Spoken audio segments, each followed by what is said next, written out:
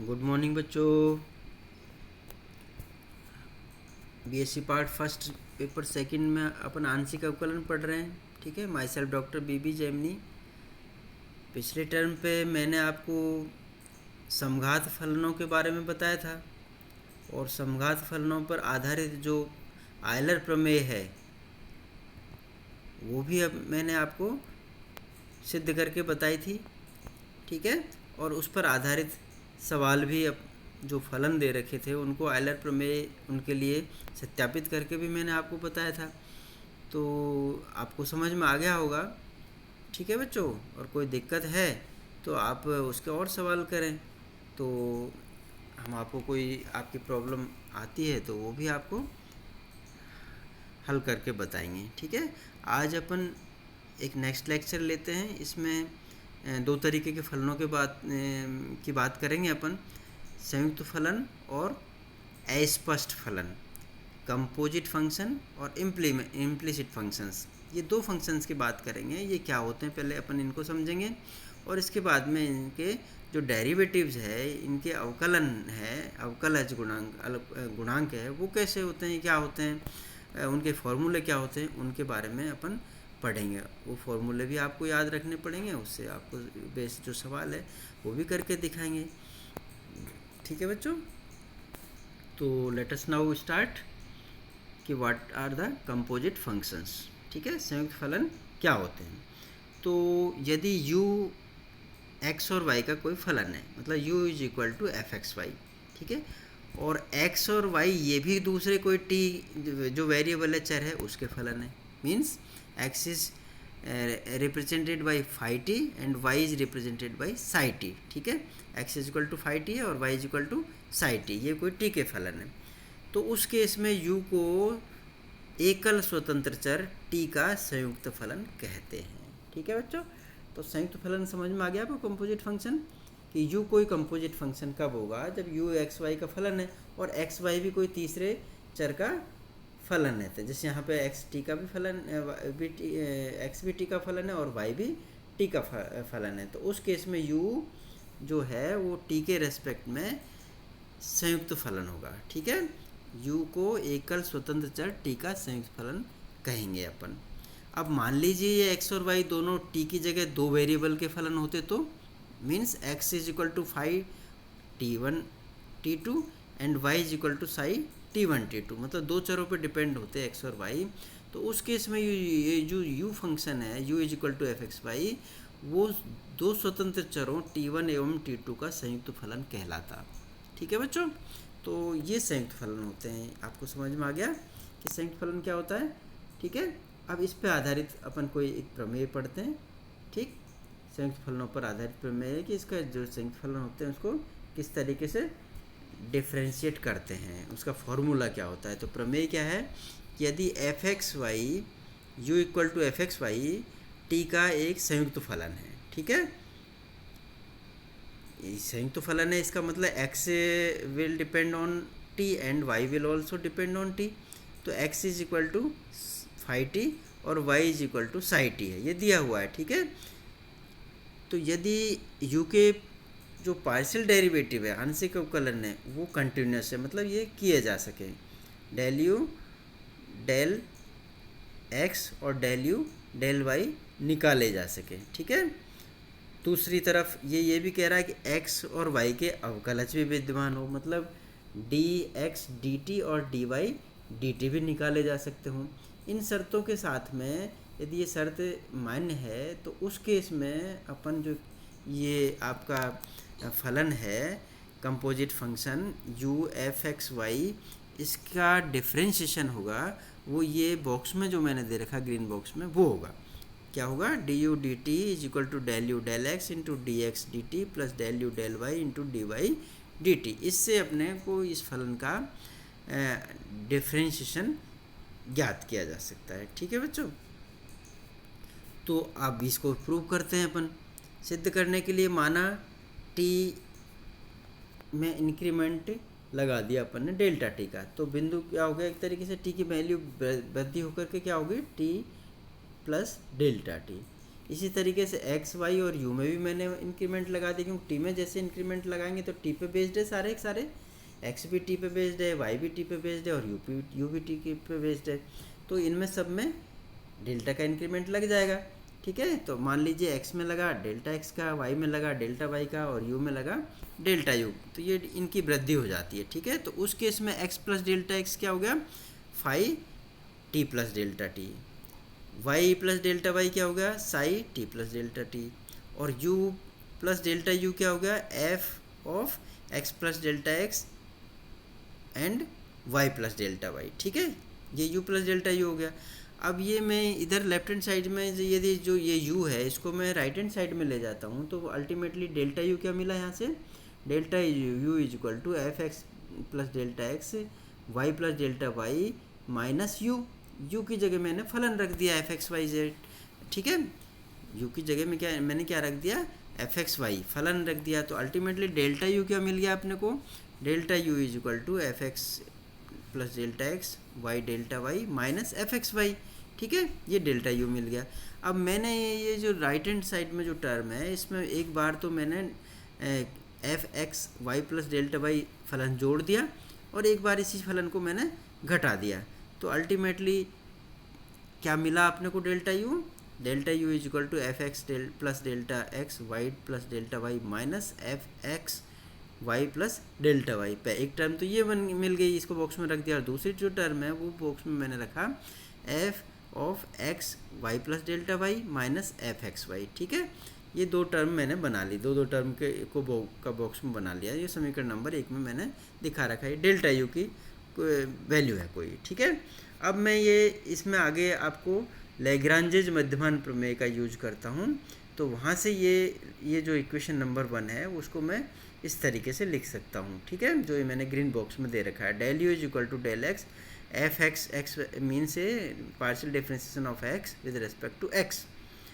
ठीक है, तो ये हो गया f x x plus theta 1 delta x plus comma y plus delta Y, ये पहली टर्म होगी। दूसरी टर्म में plus delta Y f of y का मतलब फंक्शन का with respect to y partial derivative. ठीक है, तो दूसरी टर्म में आपकी plus delta Y F Y X plus theta 2 delta Y, जहाँ पर ये थीटा 1 और थीटा 2 है, इन दोनों की वैल्यू 0 और 1 के मध्य होती है। ये मध्यमान प्रमेय है। ठीक है बच्चों, वहाँ से मैंने इस समीकरण नंबर 1 को लैग्रांज मध्यमान प्रमेय से ये मैंने बॉक्स में जो दे रखी है इक्वेशन ये लिख दिया। ठीक है, अब मैं दोनों तरफ क्या है कि डेल्टा टी से इसको एक तरीके से भाग लगा देता हूँ। कहें तो भाग लगाना तो नहीं बोलेंगे, लेकिन मैंने ये कहा कि इससे की मदद से मैंने डेल्टा यू डेल्टा टी लिखा, जो समीकरण नंबर 2 में हमें प्राप्त होता है। ठीक है, तो क्या प्राप्त हुआ, delta U delta T left hand side में आ गया is equal to delta X delta T into F x X theta 1 delta x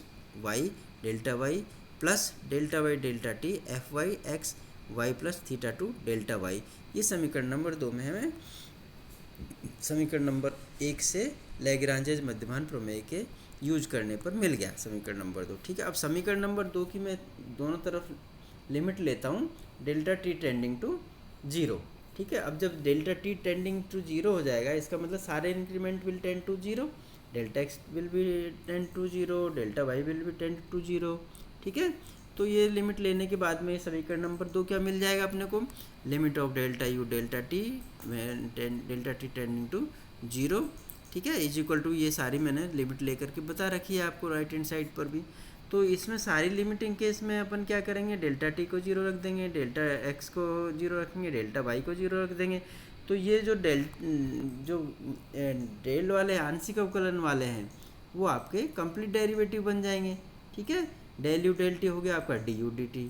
ठीक है, डेल एक्स डेल्टा टी हो गया आपका डी एक्स डी टी, और डेल्टा वाई डेल्टा टी हो गया डी वाई डी टी। ठीक है, तो अल्टीमेटली हमें जो नेक्स्ट टर्म मिलेगी वो ये मिल गई आपको। ठीक है बच्चों, क्या मिल गई कि D U D T left hand side में मिल गया equal to D x D T complete derivative हो गया, और इसमें मैंने फलन में आपको डेल्टा एक्स और डेल्टा वाई को 0 रख दिया, तो ये टर्म्स मिल गई आपको लेफ्ट हैंड साइड में। ठीक है, दो टर्म मिल गई ना, तो D x D T into F x X Y plus D Y D T into F Y X Y, ये टर्म मिल गई। ठीक है, अब इसको मैंने थोड़ा सा एफ एक्स एक्स वाई को है वो डेल यू डेल एक्स लिख दिया, और एफ वाई एक्स वाई को डेल यू डेल वाई लिख दिया, जैसे मैंने छोटे बॉक्स में साइड में दिखा रखे हैं। ये मैंने यूज कर लिया है एफ एक्स और एफ वाई के लिए। तो अल्टीमेटली अपने को जो बॉक्स में 3 नंबर इक्वेशन दे रखी है वो प्राप्त हो जाएगी। D U D T is equal to del U del x into D x D T plus del U del Y into D Y D T. और यही अपना एक जो कंपोजिट फलन है उसका डिफरेंशिएशन का फॉर्मूला भी है। ठीक है बच्चों, तो इसको याद भी रखें, और ये अपन ने सिद्ध भी कर दिया। ठीक है, अब यहाँ नोट कर लें कि यदि ये जो कंपोजिट फंक्शन है संयुक्त फलन, ठीक है, यदि ये एक वेरिएबल की जगह 2 वेरिएबल का होता, मतलब x से t1 और t2 का वेरिएबल डिपेंड होता है, और y भी t1 t2 वेरिएबल पर डिपेंड होता, means x equal to 5 t1 t2 और y equal to 5 t1 t2 होते। तो ये जो u कंपोजिट फंक्शन है, संयुक्त फलन है, ठीक है, उसका आंशिक अवकलन कैसे देते हैं अपन? 2 बार करना पड़ेगा। ठीक है, एक बार t1 के रेस्पेक्ट में, एक बार t2 के रेस्पेक्ट में। तो t1 के रेस्पेक्ट में तो समीकरण नंबर 4 में जो दे रहा हो वो मिलेगा, और t2 के रेस्पेक्ट में समीकरण नंबर 5 में जो दिया हुआ है वो मिलेगा। ठीक है, अपन ने इस फॉर्मूले नंबर 3 को ही करा है, इक्वेशन नंबर 3 को ही, लेकिन बस यहाँ ये आंशिक अवकलन ही हो जाएगा, क्योंकि u है आपका एक बार t1 पर डिपेंड कर रहा है, एक बार t2 पर डिपेंड करता है। ये तो 4 नंबर और 5 नंबर वाले अपने पार्शियल डेरिवेटिव मिल जाएंगे। ठीक है, तो ये भी मैंने आपको बता दिया है, यदि फलन कंपोजिट फलन है और 2 वेरिएबल पर डिपेंड है t1 t2 पर। अब अपन एक नेक्स्ट फलन के बारे में पढ़ते हैं, वो है आपका अस्पष्ट फलन, इम्प्लिसिट फंक्शन। ये क्या होता है? अभी अपन ने संयुक्त फलन पढ़ा था, अब अपन अस्पष्ट फलन पढ़ते हैं कि यदि function F X Y is equal to 0 इस तरीके से व्यक्त किया जा सकता हो, ठीक है, और साथ ही इसका जो y है वो x के रूप में व्यक्त किया जा सकता हो, या फिर x y के रूप में व्यक्त किया जा सकता हो, लेकिन स्पष्टतया हल नहीं निकलता है।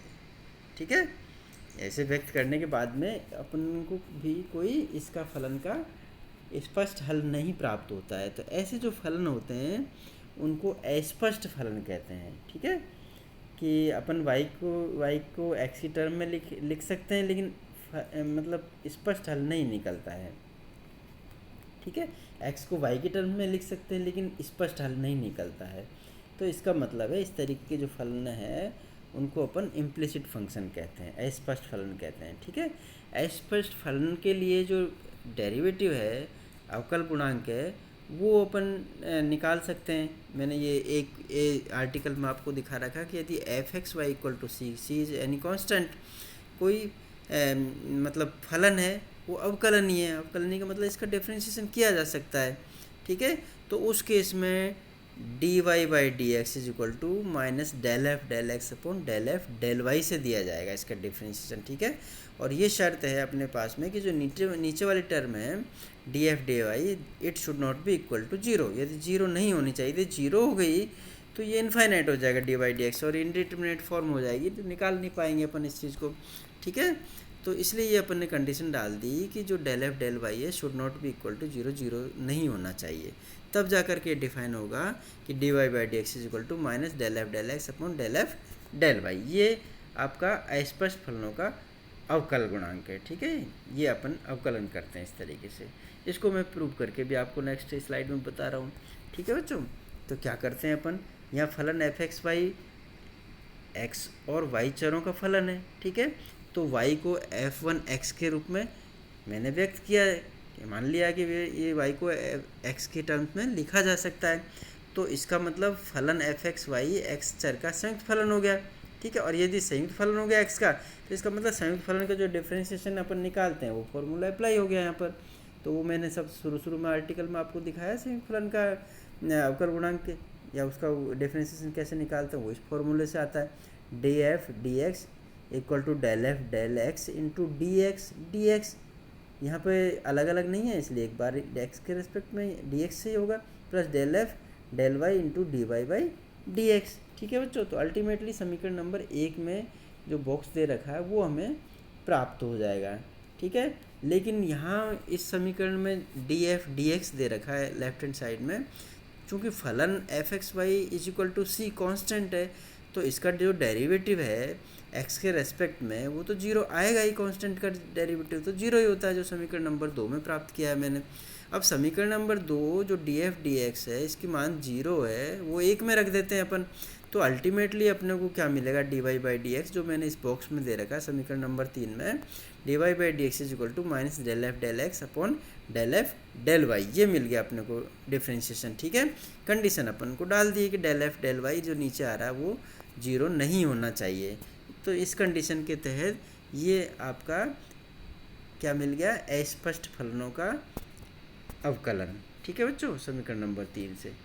अब मैं इसको चाहूँ तो आगे भी अपन इसको डिफ्रेंशिएट कर सकते हैं, तो ये डबल डेरिवेटिव मिल जाएगा D square by D x square. ठीक है बच्चों, तो उसके लिए मैं आपको बताता हूँ फॉर्मूला कि D square by D x square इसका जो नेक्स्ट डेरिवेटिव है, सेकंड डेरिवेटिव, वो एक्स के रेस्पेक्ट में इसको डिफ्रेंशिएट करने के बाद मिल जाएगा अपने को।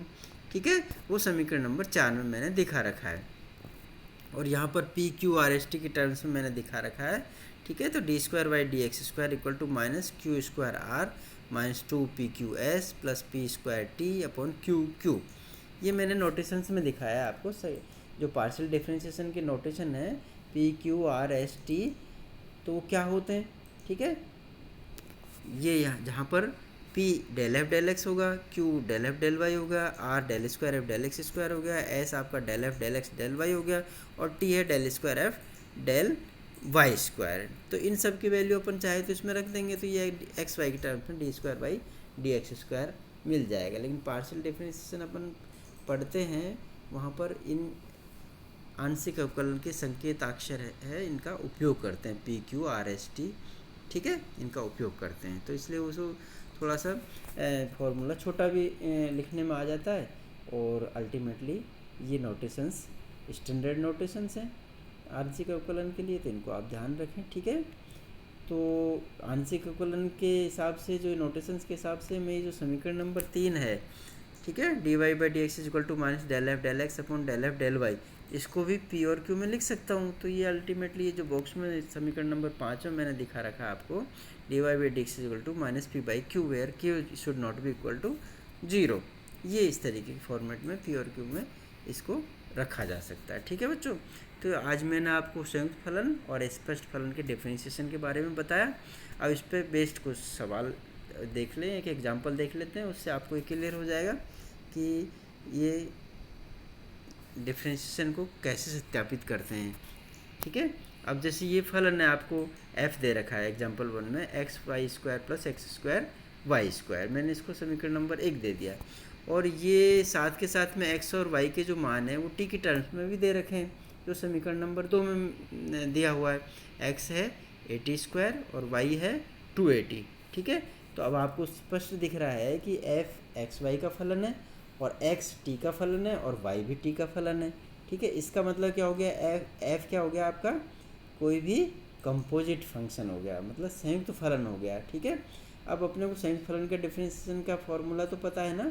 ठीक है, उससे अपन यहाँ इसका डी एफ डी टी ज्ञात कर सकते हैं, ये चाह रहा है कि डी एफ डी टी ज्ञात करें आप, और फिर जो डी एफ डी टी मिलता है आपको इस डिफरेंशिएशन फार्मूले से, उसको आप सिद्ध भी करें डायरेक्ट कि डी एफ डी टी ये होगा। तो इस सवाल में ये अपन देखते हैं कैसे करते हैं। ठीक है बच्चों, तो समीकरण 1 और 2 से स्पष्ट है कि एफ एक्स वाई फलन टी का संयुक्त फलन है, जैसे मैंने अभी बताया आपको। तो इसमें ये संयुक्त फलन का जो डेरिवेटिव निकालने का फॉर्मूला वो अप्लाई हो जाएगा। तो इस डेरिवेटिव निकालने का फॉर्मूला क्या होता है संयुक्त फलन के लिए, d F d T is equal to del F del x into D x D T plus del F del Y into D Y D t, जो समीकरण नंबर 3 में मैंने दिया हुआ है। तो यहाँ से मैं ये जो डेल एफ डेल एक्स है, और डी एक्स डी टी है, और डेल एफ डेल वाई है, और डी वाई डी टी है, ये सब निकाल लेता हूँ। ठीक है, क्योंकि अब मैंने को एक्स का मान भी टी में दे रखा है, वाई का मान भी टी में दे रखा है, और एफ का मान भी एक्स और वाई में दे रखा है। तो ultimately D F d T क्या मिला, वाई स्क्वायर प्लस 2xy, ये डेल एफ डेल एक्स हो गया, into D x D t 280 हो गया, plus d F D y 2xy plus x square हो गया, और डी वाई डी टी आपका 2a के बराबर हो गया। ठीक है, तो ultimately D F d T क्या आ गया, ये टर्म आई जिसको मैंने आगे सॉल्व कर लिया, और सॉल्व करने के बाद में ये आ गया आपको जो बॉक्स में दे रखा है मैंने ग्रीन बॉक्स में समीकरण नंबर 4 में। तो d F d T is equal to 2a³ t³ into bracket में 8 + 5t, ठीक है, 8 + 5t। तो ये अल्टीमेटली राइट हैंड साइड वाली term 2a³ t³ bracket 8 + 5t आ गई। ये हमारा अपना डी एफ डी टी हो गया, समीकरण नंबर 4 में देखा। अब इसको अपने को प्रतिस्थापन द्वारा भी डी एफ डी टी निकालें, देखिए यही आता है क्या, ठीक है। तो प्रतिस्थापन का मतलब ये है कि जो फलन में एक्स और वाई दे रखे हैं समीकरण नंबर 1 में, उसमें अपन समीकरण नंबर 2 से उठा करके एक्स वाई की वैल्यू रख देते हैं, ठीक है। तो रख देते हैं, तो रखने के बाद में ये फलन एफ समीकरण नंबर 1 क्या हो जाएगा, 80² 280 का whole square plus second term में 80 का होल स्क्वायर इंटू 280। मैंने कुछ भी नहीं किया, यहाँ पर एक्स और वाई की वैल्यू उठा करके रख दी है समीकरण नंबर 1 में 2 से, ठीक है। तो अल्टीमेटली एफ क्या मिल गया अपने को, F equal to 4a³ t4 plus 2a³ t5 जो समीकरण नंबर 5 में दिया हुआ है, ठीक। ये एफ मिल गया। अब अपने को क्या करना है, डी एफ डी टी निकालना है। तो इसका मतलब इसको डिफ्रेंशिएट कर देंगे टी के रेस्पेक्ट में। तो अल्टीमेटली क्या आ जाएगा, मैंने आपको ये कंप्लीट डेरिवेटिव डेल ए है, इसकी जगह डी एफ डी टी पढ़ें आप, ठीक है। डेल एफ डेल टी की जगह डी एफ डी टी पढ़ें, तो ठीक है। तो एफ को डिफ्रेंशिएट करा विद रेस्पेक्ट टू टी, तो डी एफ डी टी क्या मिला अपने को, अल्टीमेटली जो मैंने ये बॉक्स में दिखा रखा है वो मिल गया राइट हैंड साइड में, 2a³ t³ ब्रैकेट में 8 + 5t। तो ये तो समीकरण नंबर 6 मिल गया डी एफ डी टी। तो समीकरण नंबर 6 में आप देखेंगे कि 6 और समीकरण नंबर 4 में जो डी एफ डी टी के मान आ रहे हैं वो दोनों सेम है। इसका मतलब ये हुआ कि अपन ने बाई सब्स्टिट्यूशन मेथड भी डी एफ डी टी निकाल के बताया, वो यही आएगा जो कंपोजिट फंक्शंस के फॉर्मूले से डी एफ डी टी निकाला है, ठीक है बच्चों। तो आपको पता चल गया फॉर्मूले से डी एफ डी टी निकालते हैं वो बिल्कुल सही है, ठीक है। ये अपन ने प्रतिस्थापन द्वारा सत्यापित कर दिया है, ठीक। तो ये एग्जाम्पल लेकर के मैंने आपको समझाने की कोशिश की है कि भाई संयुक्त फलनों को कैसे, इसी तरीके से अस्पष्ट फलन पे बेस्ड सवाल है वो भी आप कर सकते हो, और संयुक्त फलन पे बेस्ड जो भी सवाल है वो भी आप कर सकते हैं, ठीक है बच्चों। तो ये करने की कोशिश करो।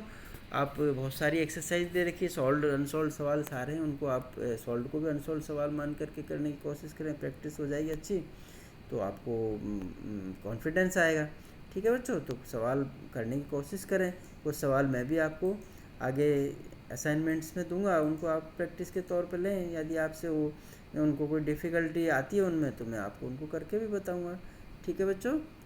तो आज इतना ही पढ़ेंगे अपन लोग। Thank you very much.